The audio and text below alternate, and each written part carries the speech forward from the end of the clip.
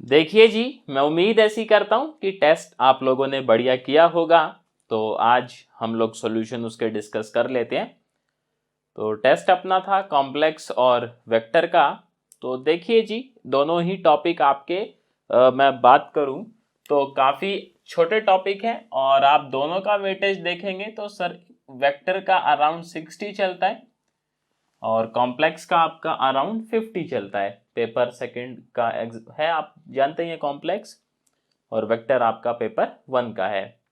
तो ठीक है, मतलब छोटे सब्जेक्ट हैं और इनका वेटेज आप पाएंगे तो काफ़ी ज़्यादा है, तो इसलिए इनको छोड़ तो नहीं सकते हैं। देखें आप, मतलब ये दोनों सब्जेक्ट ऐसे हैं, पेपर 1 में वेक्टर, पेपर 2 में कॉम्प्लेक्स, जिनको आप बहुत इजीली अटैक कर सकते हैं। ठीक, और इनमें ज़्यादा वैरायटी भी नहीं है क्वेश्चंस की, लिमिटेड वैरायटी हैं, वही घूम घूम के आती हैं। तो ये तो अच्छी ही बात है अपने लिए। तो सॉल्यूशन अपन लोग डिस्कस कर लेते हैं।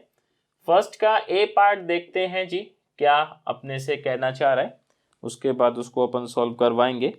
यहाँ पे आंसर की में अपना मिस्टेक था, आप लोगों ने उम्मीद है ऐसा देख लिया होगा। क्वेश्चन नंबर फर्स्ट के ई पार्ट में थोड़ा सा मिस्टेक था आंसर की में, अभी अपन उसको आप समझ जाओगे।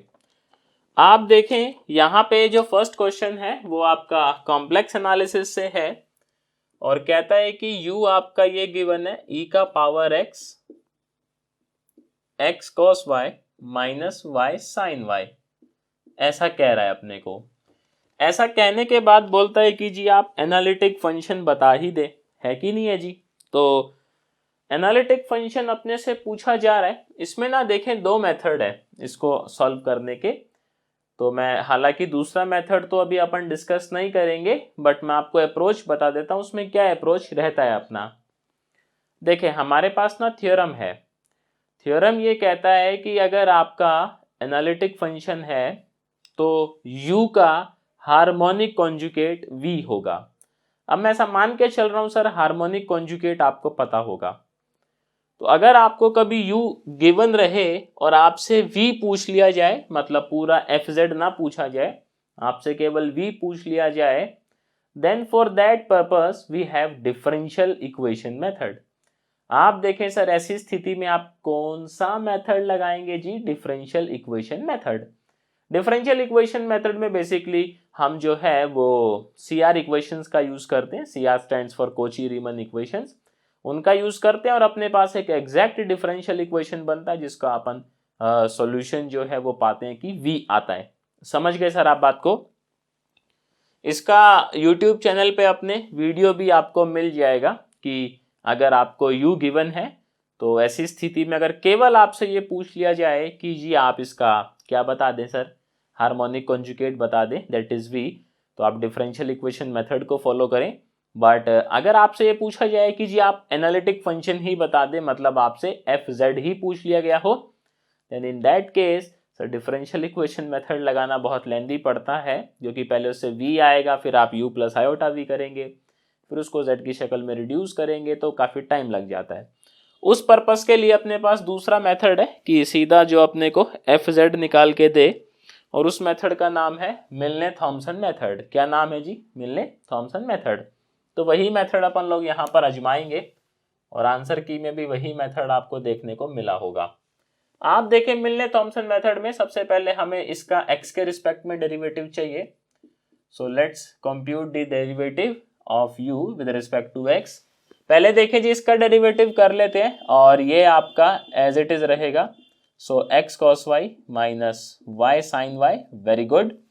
इसके बाद आप ये देखें सर क्या कह रहे हो जी, अब e का power x as it is, इसका डेरिवेटिव करेंगे with respect to x, it will be cos y, and sir इसका आप जानते हैं हैप्पी बर्थडे हो जाएगा, नहीं x के रिस्पेक्ट में तो 0 आ ही जाएगा ना। चलिए जी बहुत बढ़िया। Now we have to find derivative of u with respect to y। So y के रिस्पेक्ट में तो कोई मसला ही नहीं है जी, कोई प्रोडक्ट रूल, कोई क्वोशिएंट रूल, कोई दिक्कत नहीं है जी। ये आ जाएगा x minus of sine y, फिर सर यहां लगाना पड़ेगा product rule, so it will be y cos y plus sine y। Bracket open करवा लेते हैं, थोड़ा सा क्या मतलब पूरा ही ओपन करवाएंगे, तो minus x sine y and it will be minus y cos y and minus sin y. तो ये आ गया आपका u of y. Now according to method Milne Thomson method, आपका जो ux है यानी कि x के रिस्पेक्ट में जो डेरिवेटिव चल रहा है, इट इज कॉल्ड एज, क्या कहते हैं जी, phi1. और ये अभी अपना जो फंक्शन है वो x और y का चल रहा है. uy को अपन लोग बुलाते हैं सर क्या, आप कहेंगे जी phi2. ठीक है.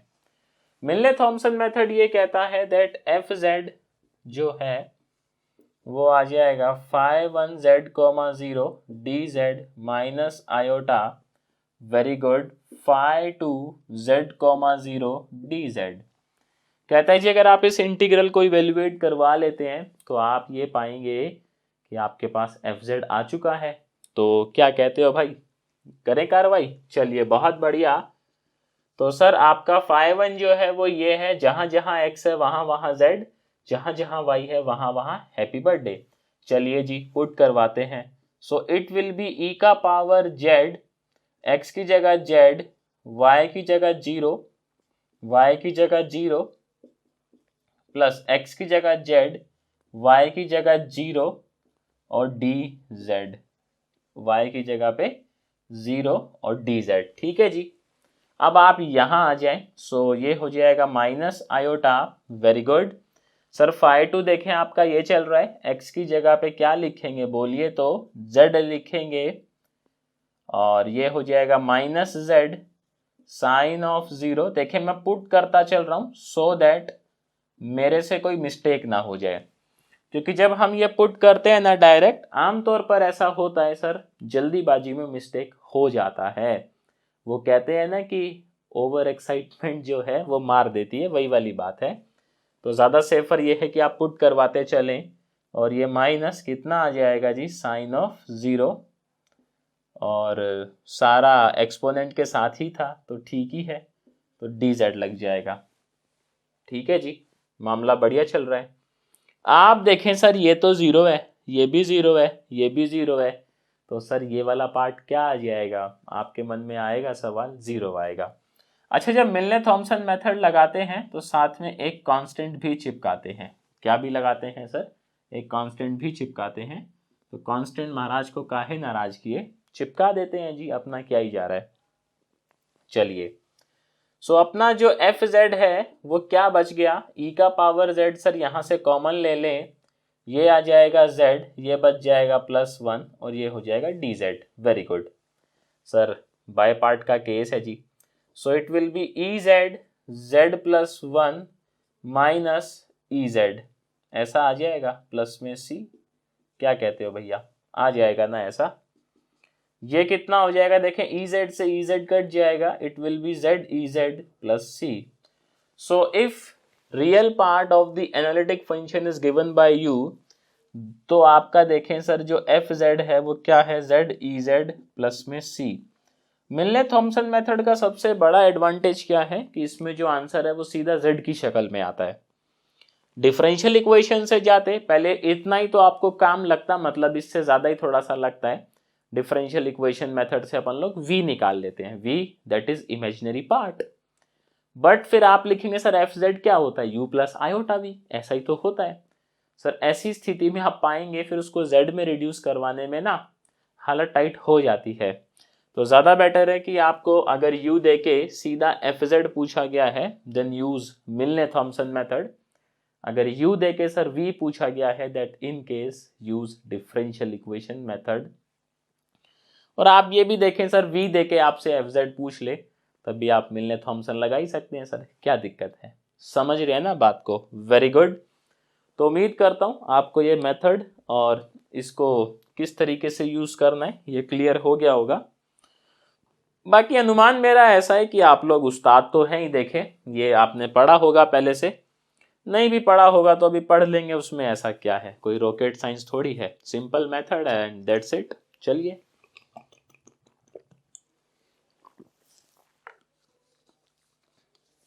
अगला देखते हैं जी मेथड, इसी मतलब मेथड कह रहा हूं मैं, क्वेश्चन देखते हैं. Very good. Second question is related to अपना वेक्टर एनालिसिस. सो फर्स्ट का बी पार्ट,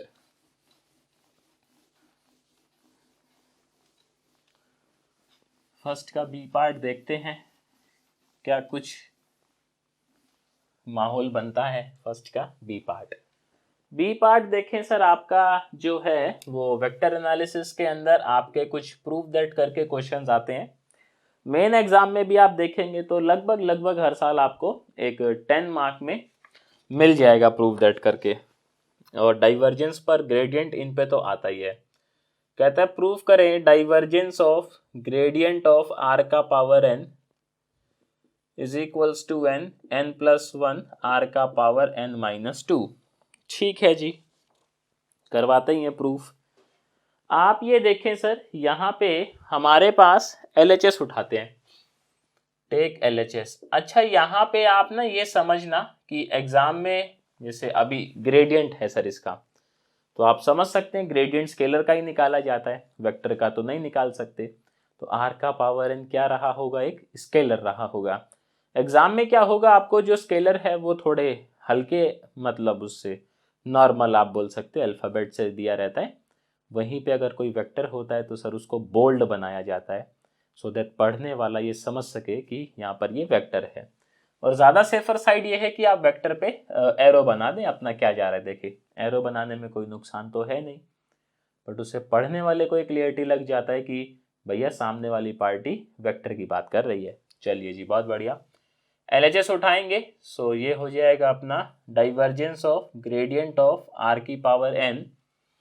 अब सर हमारे पास में एक प्रॉपर्टी हुआ करती थी, प्रॉपर्टी ये है कि ग्रेडियंट ऑफ एफ आर मतलब function of R, it will be derivative of that function multiplied by gradient of R. And आप ये पाएंगे sir gradient of R is nothing but R vector by R. ये सीधा है, आपने किया ही होगा, ये सीधा इनका यूज करना है, बार बार ये थोड़ी ना प्रूफ करेंगे। आप बात देखें सर, ये सीधा प्रॉपर्टी है अपने पास, ये भी सीधा प्रॉपर्टी है ग्रेडियंट की, तो इनको इस्तेमाल करवाएंगे।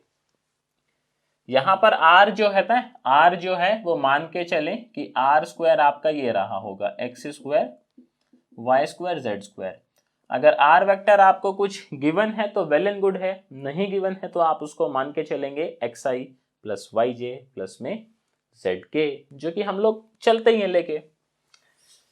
तो इसका जो ग्रेडियंट है इस फॉर्मूले के हिसाब से इट विल बी आर की पावर n का derivative which is n R की power n minus 1 n gradient of r।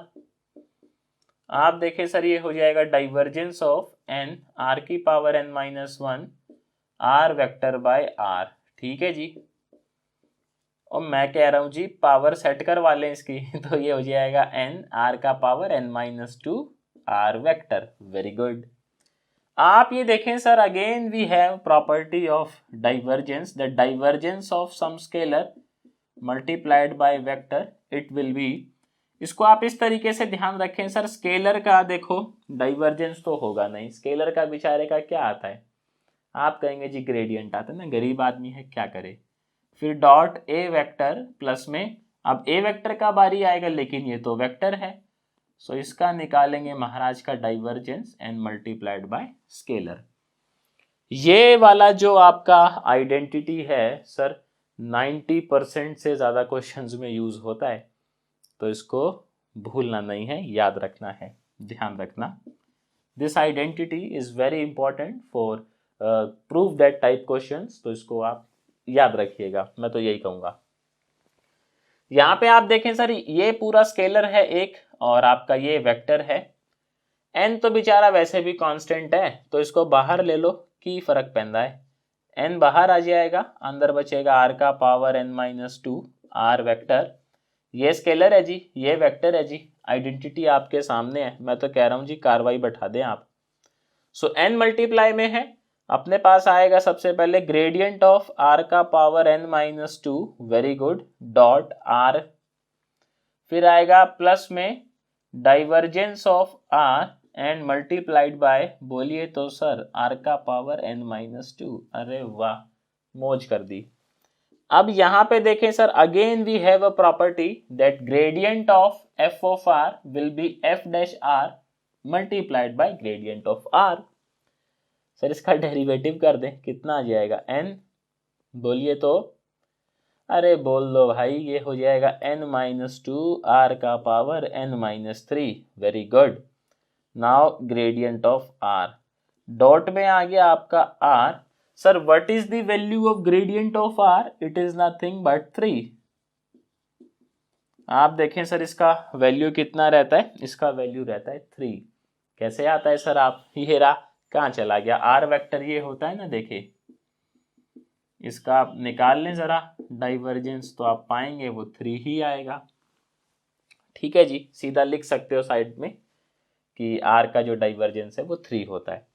यहाँ पे देखें जी, ये एक बड़ा ब्रैकेट, इसकी ज़रूरत है n, और ये अंदर चल रहा है अपना n-2। वेरी गुड, r का पावर n-3।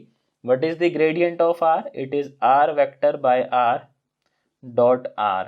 ठीक है जी, आप देखें सर r का r से डॉट होगा, क्योंकि डॉट तो वेक्टर्स के बीच में होता है ना। r डॉट r क्या होता है सर? r square. यहाँ पर r मैग्नीट्यूड का स्क्वायर बात कर रहा हूँ मैं। आपने ये प्रॉपर्टी पढ़ा होगा, आपका जब डॉट प्रोडक्ट पढ़ा होगा आप लोगों ने, that r dot r it is nothing but magnitude का स्क्वायर। ठीक है जी, ये चलता है अपने पास। सो ये हो जाएगा n-2। वेरी गुड, r का पावर n-3। सर ये देखें आपका हो जाएगा r स्क्वायर, और तेरी नीचे आ गया जी r, बहुत है बढ़िया, 3rn-2। मैं तो कह रहा हूं जी एक r से r आप उड़ा दे, r की पावर एक सेट कर दें। सर कितना आ जाएगा? r की पावर n-2। मैं कह रहा हूं जी r की पावर n-2 को आप कॉमन ले लें। सो ये आ गया n, r की पावर n-2, n-2 प्लस में 3। सो बच गया n+1 r की पावर n-2। क्या ऐसा ही कुछ प्रूफ करना था? आप कहेंगे जी बात तो सही है, प्रूफ तो ऐसा ही करना था। तो आप देखें जी, यही इसका बेसिकली सॉल्यूशन है। और मान के चलिएगा ये जो प्रूफ दैट वाले हैं आपके based upon vector identities 10 number में सर आ जाते हैं। 90% से ज़्यादा इनकी संभावना रहती है कि 10 नंबर में आ जाएगा, तो इनको छोड़िएगा नहीं। इनको छोड़ देंगे तो नंबर आपको छोड़ देंगे। चलिए जी, बहुत बढ़िया, इसको आप स्क्रीनशॉट ले लें अगर, या नोट कर लें अगर नहीं किए थे तो।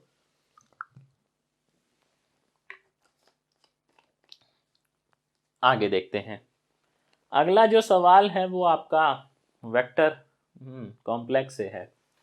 फर्स्ट का C part, it is from complex. देखते हैं जी क्या कहना है सवाल का, और फिर हम ये देखते हैं कि हमारा क्या कहना है उसके जवाब में, है ना। तो फर्स्ट का C part, it is from complex.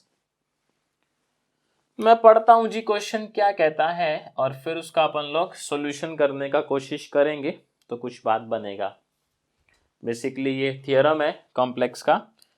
Question कहता है जी, if F Z is analytic at all the points within and on the closed contour C, then show that integral of F Z over that closed contour is 0। तो ये कोई अपने पास close contour है, और आप समझ सकते हैं सी है जी, और अपन जो है पॉजिटिव सेंस में इसको ट्रेवर्स कर रहे हैं। तो हमें ये शो करवाना है कि आपका जो इंटीग्रल है एफ जेड डी जेड, ये क्या होगा? 0 होगा। साथ ही साथ ये गिवन है कि आपका जो एफ जेड है वो एनालिटिक है क्लोज कंटूर के अंदर वाले पॉइंट्स पे भी, और जो आपकी ये बाउंड्री है, बाउंड्री पे भी आपका एनालिटिक है। तो जो लोग कॉम्प्लेक्स को जानते होंगे वो समझ रहे होंगे सर ये और कुछ नहीं, आपका कोचीज थ्योरम है इंटीग्रल के अंदर। ये क्या है? आपकी कोचीज थ्योरम है। आ गया सर याद? कोचीज थ्योरम, इसी को आपने मॉडिफाई किया होगा कि जब आपका सिंपली कनेक्टेड डोमेन नहीं रहता है, बीच में आपका सिंगुलर पॉइंट आ जाता है, तो फिर कोचीज इंटीग्रल फॉर्मूला बन जाता है। आ रहा है सर कुछ कुछ याद? बीच में कहीं आ गया मान लो पॉइंट, तो ये सिंपली कनेक्टेड डोमेन नहीं बचेगा, फिर डबली कनेक्टेड डोमेन आ जाता है, एन्युलस बनता है, उसके बाद कार्रवाई बैठाते हैं आप, कोचीज इंटीग्रल फार्मूला आता है। तो कोचीज थ्योरम है, इसका प्रूफ करना है सर, प्रूफ देख लेते हैं, समझ लेते हैं। इसके प्रूफ में कुछ बातों का ध्यान रखना, जैसे ग्रीन थ्योरम अपना इस्तेमाल होता है तो ग्रीन थ्योरम का जिक्र यहाँ पर होगा, साथ ही साथ ये FZ एनालिटिक है, इसका जिक्र यहाँ पर होगा। तो चलिए, मतलब थ्योरम है जी, समझने का अपन लोग समझ लेते हैं, बट एग्जाम में जिस तरीके से रिप्रेजेंट करना है उसका तो मैं भी कुछ नहीं कर सकता ना, वो जैसा है वैसा ही करना है, नहीं करेंगे तो सर फिर नंबर काट लिए जाएंगे, देखें ले देखें। तो यहाँ पे है लेट, मैं आपको बताता चलूंगा क्या क्या आपने छापना है, वैसे तो आंसर की में सारा छपा हुआ है। FZ is equals to U plus iota V, ठीक है जी। So FZ DZ will be closed contour पे integral u plus iota V dx plus iota dy। Sir real और इमेजिनरी पार्ट को आप अलग कर लें, सो ये आ जाएगा आपका FZ DZ, it will B c u dx minus v dy, very good, plus iota v dx u dy। अरे वाह, मौज कर दीजिए, ये आ गया। Let's say this is equation 1। हमें जस्ट करना ये है, ग्रीन थ्योरम लगाना है एंड कॉची रीमन इक्वेशन यूज करनी है और आंसर अपने सामने है। बट बात ये है सर, ग्रीन थ्योरम जो है यहाँ पर अब कुछ लिखा हुआ है, आप देखें FZ इज एनालिटिक ऐसा गिवन है, 4 लाइनें लिखी आंसर की में, एज इट इज छापनी है, याद कर लेनी है, ठीक है जी। क्योंकि आप ग्रीन थ्योरम तभी लगा सकते हैं, ग्रीन थ्योरम तभी लगा सकते हैं जब इनके डेरिवेटिव, इन महाराजों के डेरिवेटिव कॉन्टिन्यूअस हो और एग्जिस्ट करें, अदरवाइज ग्रीन थ्योरम नहीं लगाई जा सकती। पढ़ के मैं सुना देता हूँ, बाकी आप लोग जानते हैं। साइड में ग्रीन थ्योरम का मैं जो फॉर्मूला काइंड ऑफ रहता है अपना बेसिकली इक्वेशन में, वो लिख दूंगा, तो फिर अपन कंपेयर करवाएंगे और वैल्यू छाप देंगे। कहता है जी FZ is analytic, therefore F dash Z exists and F dash Z is continuous at each point on C. Therefore U, V, UX, VX, UY and VY are all continuous on C. तो ये लिखना ज़रूरी है, बिना ये लिखे green theorem लगाएंगे ना सर तो माई बापू बुरा मान जाएंगे, माई बापू बुरा मानेंगे तो आप समझ सकते हैं हमारी सेहत के लिए अच्छा नहीं है। तो ग्रीन थ्योरम का जो मेन आपका फॉर्मूला टाइप है वो मैं साइड में लिखता हूँ और उसके बाद इस पे अप्लाई करते हैं। सो ग्रीन थ्योरम कहता है किसी क्लोज कंटूर पे आपका ये चल रहा है MDX प्लस में NDY, इसको आप किस तरीके से इवेल्युएट करवाते हैं, जो ये रीजन है क्लोज कंटूर के अंदर जो आ रहा है वो R, ये होता है सर आपका कितना, del N by del X minus del M by del Y और dx dy। तो आप पाएंगे इस तरीके से आपका ये जो ग्रीन थ्योरम है वो चलता है। सर आप इसको कंपेयर करवाएं ज़रा, मैं सीधा लिखता हूँ बाय ग्रीन थ्योरम, है ना, मैं अभी वो नहीं करूँगा, मैं सीधा लगाऊंगा थ्योरम। ग्रीन थ्योरम क्या कहता है आप देखें, अरे बाप रे, ये इसको अपन D मान लेते हैं ना, क्योंकि कॉम्प्लेक्स में डोमेन की बात चलती है और ऐसा रहता है तो उसको D से रिप्रेजेंट करवाते हैं। तो ये इंटीग्रल आपका कन्वर्ट हो जाएगा FZ DZ। आप देखें सर यहाँ पर n क्या चल रहा है, आप कहेंगे -v, so it will be del v by del x minus del u by, बोलो तो भाई साहब, del y dx dy, ठीक है जी, प्लस आयोटा। अगेन आप इसको कंपेयर करवाएं तो आपका v क्या चल रहा है, आप कहेंगे जी u चल रहा है, so it will be del u by, बोलिए तो del x minus del v by del y dx dy, ठीक है जी, ऐसा मामला सेट हो जाएगा।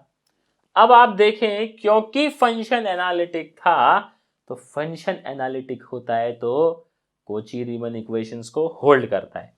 सो नाउ वी हैव, सर बोलिए तो, del you by del x is del we by del y and del you by del y is minus of del we by del x. C R equations. आप ये देखें, ये जो minus of del we by del x है, इसको अपन क्या चिपका सकते हैं, del you by del Y, isn't it? आप कहेंगे जी चिपका ही सकते हैं। So it will be del you by del y, अपनी मर्जी से नहीं लिख रहा हूं भैया मैं, अपने पास कोची रीमन इक्वेशंस हैं, प्लस आयोटा डबल इंटीग्रल। आप देखें sir, del we by del Y को क्या लिखा जा सकता है, del you by del X, या del you by del X को क्या लिख सकते हैं सर आप, del we by del Y. Very good. So del we by del Y minus del we by del Y. ओहो सर, ये तो आप कलेश करवाएंगे। सो ये देखें सर, ये भी जीरो हो गया और ये भी जीरो हो गया, क्योंकि दोनों महाराज जीरो हो गए। So integral of F Z D Z over the close contour C will be zero. This is nothing but आपका कोचीज थ्योरम है। सर बीच की वो 4 लाइनें ध्यान रखनी है, एग्जाम में छापनी इंपॉर्टेंट है, मतलब ज़रूरी है। नहीं छापेंगे तो आप समझ सकते हैं सर मसला हो जाएगा। फिलहाल इसको उम्मीद करता हूँ मैं समझ आ गया होगा आपको किस तरीके से इसका प्रूफ है। बाकी ग्रीन थ्योरम का इस्तेमाल इसमें हुआ है। ग्रीन थ्योरम आप वेक्टर में पढ़े ही होंगे। चलिए जी, बहुत बढ़िया। अगला देखिए सर सवाल। नेक्स्ट क्वेश्चन जो है वो अगेन आपका वेक्टर से है, अगेन आपकी आइडेंटिटी पे है। तो देखते हैं जी फर्स्ट का डी पार्ट। फर्स्ट का डी पार्ट क्या कहता है, कुछ तो कहता ही है ना अगला। देखते हैं जी फर्स्ट का डी पार्ट। फर्स्ट का डी पार्ट कहता है कि भैया दम है ना आप में, नहीं मैं नहीं कहता भाई, क्वेश्चन कह रहा है देखो कि दम है ना अगर आप में तो मुझे प्रूफ करके दिखाओ। फर्स्ट का D part question is del square F R, जो प्रूफ करना है F dash R plus 2 by R F dash double dash F dash, ये प्रूफ करवाना है जी। अगेन 10 नंबर कंपलसरी के लिए, एकदम बोल सकते हो आप पोटेंशियल क्वेश्चन। और मे भी आप देखेंगे ये वाला क्वेश्चन शायद से इस साल आया भी हुआ है आपका 2022 में। तो यहाँ पे जी आपका डेल स्क्वायर ऑपरेटर है, इसके बारे में थोड़ी सी ना जानकारी ले लेते हैं, आपको काम आएगी आगे। देखो डेल स्क्वायर कभी ऐसे लिखा हो फाई और कभी लिखा हो डेल स्क्वायर ए, ध्यान से समझना। कभी कभी आप इसको स्केलर पे ऑपरेट करवाते हैं और कभी कभी आप इसको क्या कह रहे हो जी, वेक्टर पे ऑपरेट करवाते हैं। Very good. जब आप इसको स्केलर पे ऑपरेट करवाएंगे तो इसको आप इस तरीके से ओपन करेंगे। देखें स्केलर का डाइवर्जेंस तो होता नहीं है सीधा, भाई सीधा डाइवर्जेंस किसका होता है, आप कहेंगे जी सीधा डाइवर्जेंस तो वेक्टर का होता है, ऐसा ही तो है। तो पहले अपन इसको वेक्टर बनाएंगे। वेक्टर कैसे बनाएंगे जी, ग्रेडियंट लेके बनाएंगे, और कैसे बनाएंगे। सो डाइवर्जेंस तो होगा लेकिन पहले ग्रेडियंट होगा फिर डाइवर्जेंस होगा। समझ गए सर क्यों? क्यों? क्योंकि सीधा वेक्टर का डाइवर्जेंस होता है, स्केलर का नहीं होता है सर। स्केलर को पहले क्या करना पड़ेगा, वेक्टर बनाना पड़ेगा ना जी। वेक्टर बनेगा तो उसका डाइवर्जेंस फाइंड करेंगे हम लोग। अब यहां देखें सर, यहां गेम उल्टा चल रहा है। यहां कह रहे जी आप वेक्टर पे ऑपरेट करवाएं, तो मेरे को बताएं क्या वेक्टर का ग्रेडियंट होता है जी। आप कहेंगे जी कैसी बातें कर रहे हैं, नहीं होता है, वेक्टर का डाइवर्जेंस होता है। Very good. सो अपन इसका क्या करेंगे, पहले डाइवर्जेंस निकालेंगे, डाइवर्जेंस से आंसर आएगा स्केलर, फिर उसका ग्रेडियंट निकाल देंगे जी। समझ गए बात को आप लोग, कैसे इसको ऑपरेट करवाना है? क्लियर है मामला? पहले अगर स्केलर है आपका जिस पे आप ऑपरेट करवा रहे हैं, then first find gradient then divergence. और अगर वेक्टर है देन फर्स्ट फाइंड डाइवर्जेंस, उसके बाद ग्रेडियंट निकाल ले सर जी, कोई मसला थोड़ी है। चलिए यहाँ पे LHS उठाते हैं। So take LHS। LHS उठाएंगे, आप देखेंगे सर ये कोई स्केलर है आपका f ऑफ r, क्योंकि एरो वैरो तो गिवन है नहीं और स्केलर ही है जी, और क्या कह सकते हैं, क्योंकि वेक्टर में मैं तो ये कोशिश करता हूँ कि वेक्टर हो तो ऊपर एरो बना दे, अगर एरो नहीं है इट मीन्स हम लोग उसको स्केलर मान के चलेंगे। बढ़िया, इसको ओपन करवाएंगे। The divergence of gradient of F are, जैसा मैंने अभी आपको बताया ना, स्केलर पे इस तरीके से ऑपरेट करना है जी। ये हो जाएगा divergence of, sir again property, gradient of F R क्या होगा, आप कहेंगे जी it will be derivative of F multiplied by gradient of are.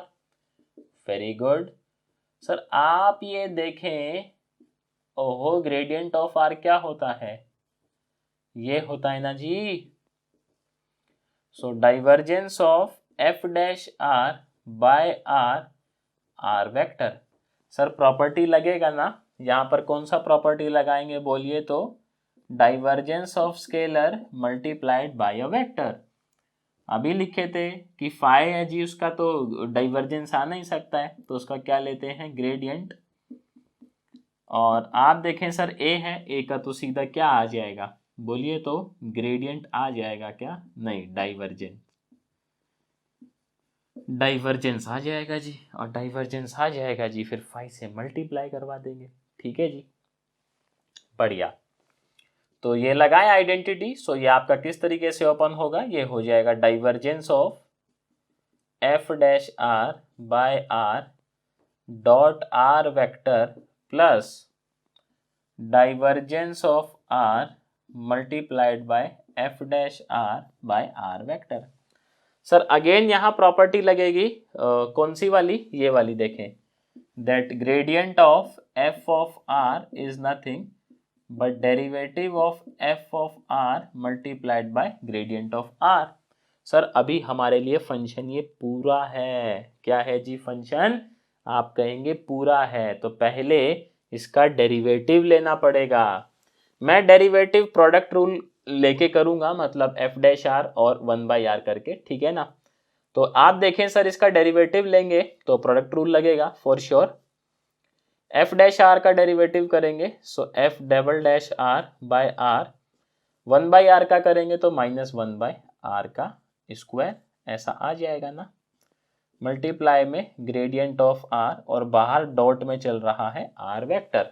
आप कहेंगे बात तो सही है सर, डाइवर्जेंस ऑफ आर हो जाएगा 3, ये हो जाएगा F dash R by R. यहां पे देखें ये कितना हो जाएगा, अरे बोल दो भाई कितना हो जाएगा, F dash double R by R minus F dash R by R square. Very good, and gradient of R will be R vector by R, और बाहर चल रहा है डॉट में आर महाराज 3 F dash R by R.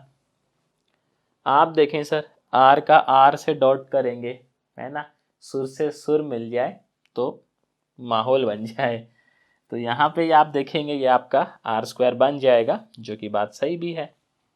Are square बनेगा sir, एक are cut जाएगा ना, एक आर बचेगा। चलो लिख लेते हैं एक स्टेप में क्या जा रहा है, ज़्यादा होशियारी काटने का ज़रूरत है नहीं, क्योंकि अभी अपन लर्निंग फेस में है।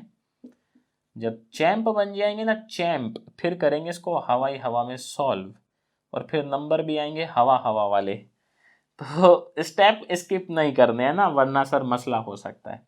आर स्क्वायर, एक आर से आर कट गया, आर बच गया, वेरी गुड।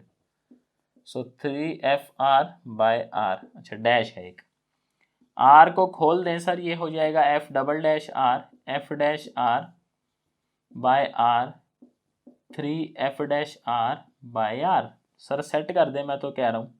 सो F dash double R plus में 2f dash R by are. ओहो देखें जी, क्या यही प्रूफ करना था, आप कहेंगे जी करना तो यही था प्रूफ, बात समझ गए सर। मैंने बताया ना, ये आइडेंटिटी बहुत काम की है, 90% से ज़्यादा क्वेश्चंस में ये लगती है। इसको भैया जब छोड़ के चले गए तो ये मान लेना अपना ब्रह्मास्त्र आप छोड़ के चले गए हो इन क्वेश्चंस का। खैर इसको नोट कर ले, बहुत बढ़िया। तो चीज़ें समझ आ गई होंगी, मैं ऐसी उम्मीद करता हूँ। अभी आगे चलते हैं।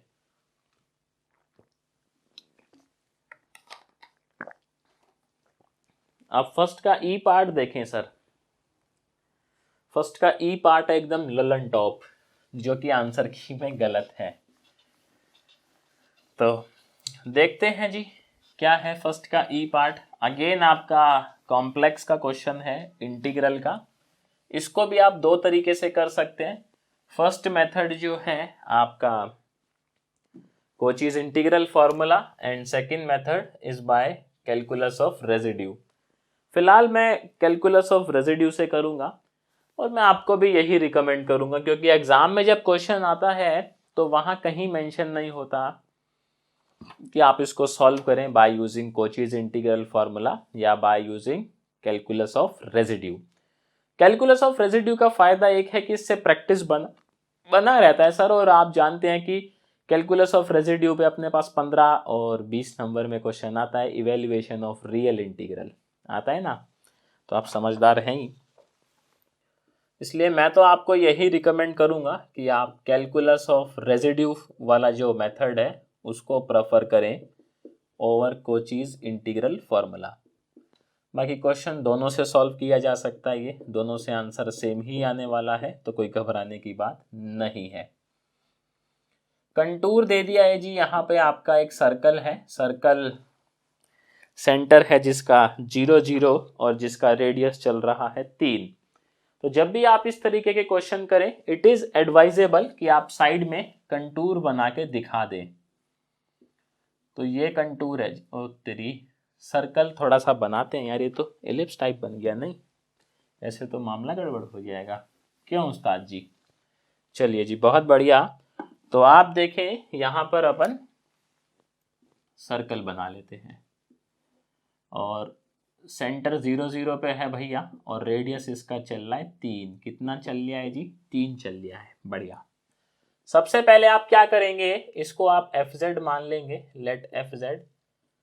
सो fz is sine pi z square plus में cos pi z square divided by z minus 1 z minus 2। ठीक है जी। इसके बाद सर क्या होता है, fz के पोल्स निकाले जाते हैं। Very good. So poles of fz, तो पोल्स के लिए क्या करेंगे, इन दोनों भाई साहब को 0 करेंगे।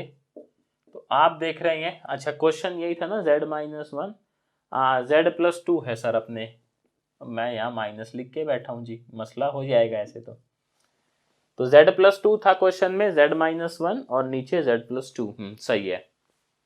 तो इसके पोल आ जाएंगे 1 और -2। आप देखें sir z is equals to, पहला पोल कितना आ रहा है आपका, z इज इक्वल्स टू 1, तो यहाँ पे कहीं आ रहा है 1,0, ये कंटूर में ही लाई करेगा आपका। दूसरा जो पोल है वो कहाँ आ रहा है आपका, -2 पे आ रहा है, तो -2 भी सर यहाँ कहीं लाई करेगा, क्योंकि आप जानते हैं इसका रेडियस चल रहा है 3, तो ये भाई साहब भी तो -3,0 होंगे सर, क्योंकि दोनों पोल इसके कंटूर में आ जा रहे हैं। तो क्या करना पड़ेगा सर, दोनों पे रेजिड्यू निकालना पड़ेगा। आप देखें सर दोनों पोल कैसे हैं, सिंपल पोल हैं। सो ये भी आपका सिंपल पोल है, एकदम सिंपल ऑर्डर 1 का, और ये भी कैसा है, सिंपल पोल है। तो सबसे पहले अपन लोग क्या करेंगे, now residue at z is equals to 1। जब z1 पे रेजिड्यू निकालेंगे तो सर आप फाई z किसको लेंगे, so phi z will be, बोलिए तो, sine of pi z square plus cos of pi z square divided by z plus 2। Sir कैसे लेते हैं अपन ये फाई z, जो फैक्टर दिक्कत दे रहा है उसको हटा के बाकी सारा छाप दो, अगर सिंपल पोल है तो, और बाकी ऑर्डर ज्यादा होता है तो सर आप समझते ही हैं, फिर डिफरेंशिएट मारना पड़ता है सर, इसको डिफरेंशिएट, है ना, फॉर्मूला आप जानते हैं रेजिड्यू निकालने का।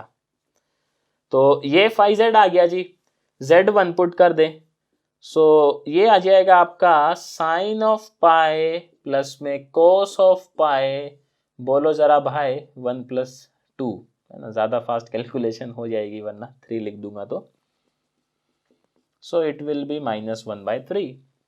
ठीक है जी, कोई मसला नहीं हैगा। और क्योंकि ये सिंपल पोल था तो यही आपका रेजिड्यू भी है। अगर ये पोल सिंपल ना होता, इसका ऑर्डर होता सर 2 या 3, तो ऐसी स्थिति में आप पाते कि इसका जो क्या कह रहे हो जी, इसका जो रेजिड्यू है वो ये नहीं आता। बढ़िया। अभी अपन देखते हैं residue at z is equals to, residue at z is equals to, बोलिए तो -2, क्योंकि -2 भी सिंपल पोल है। यहां मैं gz कंसीडर कर लेता हूं, या phi1 कंसीडर कर लेता हूं, एक ही बात है। phi1z ये क्या हो जाएगा सर, आप देखें अब z-2 पे ये फैक्टर दिक्कत देगा ना आपको, इसको छोड़ के बाकी सारा ले लो। तो ये हो जाएगा sin pi z square plus cos pi z square divided by z-1। ठीक है जी। Now we have to find z phi1 of -2। So ये हो जाएगा साइन ऑफ 4 पाई प्लस में cos of 4 pi, very good, -2 -1। आप देखें सर ये तो हैप्पी बर्थडे है, cos 4 पाई कितना होता है जी, क्या कह रहे हो जी, 1 होता है, और ये हो गया -3। अरे बाप रे, ये भी यही आ गया। चलिए कोई बात नहीं। Now by Cauchy's residue theorem, Cauchy's residue theorem, जो कोची रेजिड्यू थ्योरम है, अच्छा यहां पर आपको एक लाइन लिखना पड़ेगा, ये दोनों के दोनों पोल कहाँ लाई करते हैं sir, lie inside the contour C. दोनों ससुरे कंटूर के अंदर लाई करते हैं। कंटूर के अंदर करें या कंटूर की बाउंड्री पे करें, लेना तो पड़ेगा जी, देखिए उन पे रेजिड्यू है ना जी। कोची रेजिड्यू थ्योरम कहता है that integral of fz dz is nothing but 2 pi r summation of residues. ऐसे पोल पे रेजिड्यू निकालना है जो पोल कंटूर के अंदर आते हैं, ऐसे के में नहीं निकालना है जो कंटूर में आए ना सर, तो मामला गड़बड़ करवा दोगे आप लोग। यहाँ चल रहा है आपका कितना, sine of pi Z square plus में cos of pi Z square, very good, z-1 z+2 dz will be is equals to 2 pi I, sir पहले पे था रेजिड्यू -1/3, कम वक़्त दूसरे पे भी आया -1/3, तो आप पाएंगे जी आंसर कितना आया, बोल दो ना यार अब तो, -4 पाई आई बाई 3। आप इसको चाहे तो कोचीज इंटीग्रल फॉर्मूला से भी इवेल्युएट करवा सकते हैं, और आप ये पाएंगे कि जब आप कोचीज इंटीग्रल फॉर्मूला से इवेल्युएट करेंगे तो आंसर सेम आता है। तो मैंने बताया ना सर, ज़्यादा बेटर क्या है अपने लिए, क्योंकि एग्जाम में कभी भी ये नहीं लिखा आता है कि आप इसको सॉल्व करें by using calculus of residue, आपको सीधा आएगा जी इवेल्युएट द इंटीग्रल। तो जब इवेल्युएट ही करवाना है तो रेजिड्यू वाले से करवाएंगे, क्योंकि रेजिड्यू वाला अपने को ज़्यादा काम आता है ना, 15-20 नंबर में छपता है। बहुत बढ़िया।